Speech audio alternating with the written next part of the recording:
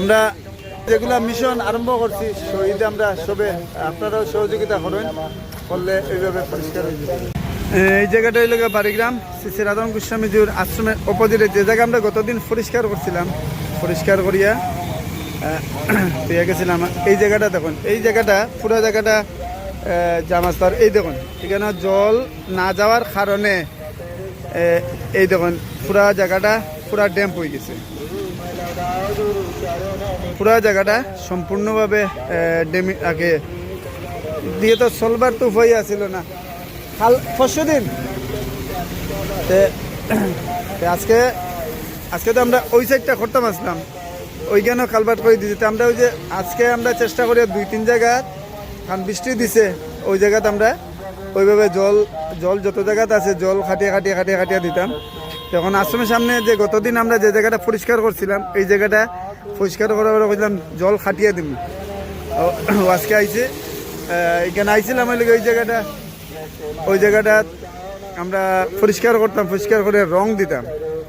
যাই হোক আজকে তো আর বৃষ্টির লেগে রং দিতে পারছি না। এই দেখুন শেষ পর্যন্ত আমরা ওই যে জলের ওই জায়গাটা প্রত্যেক জায়গাতে আমরা এখানে আসেনি দেখুন ওখানে সেট মারিয়ে দেখিল থাকবো মনে হয়। প্রত্যেক জায়গাত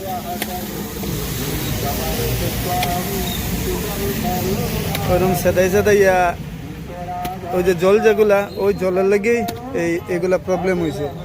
যাই হোক আমরা প্রত্যেক জায়গাত ওইভাবে জলটা সারিয়ে দেওয়ার ব্যবস্থা করবো আর কি, এছাড়া তো আর কোনো উপায় নাই। আজকে এইরকম কারণ এই যে জল জমার কারণে প্রত্যেক জায়গাত এই যে ফিজগুলা নষ্ট হয়েছে। মূল কারণটা হয়েছে এই ওইটার লাগে আমরা চেষ্টা করবো আর কি প্রত্যেক জায়গাত এইগুলা ওইভাবে কালভার্টের সামনে যতটা খানা আছে সবটি খানা ছুটাই দিতাম। পাইছনি?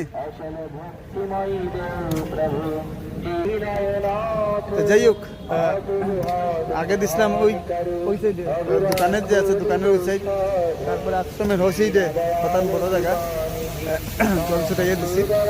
তখন দিচ্ছি লগে ওই জায়গাটা তখন আশ্রমের সামনে। তো যাই হোক এইরকম আমরা চেষ্টা করবো আর আপনারা একটু সহযোগিতা করবো আর কি।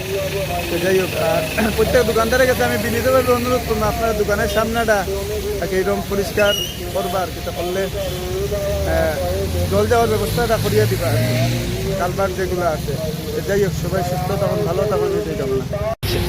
ওই দেখুন ওই যে আশ্রমের এই সাইডটা তো খাটিয়া দিতে হয়েছে, এই সাইডে ওই দেখুন একটু ভুলের লাগিয়া আমরা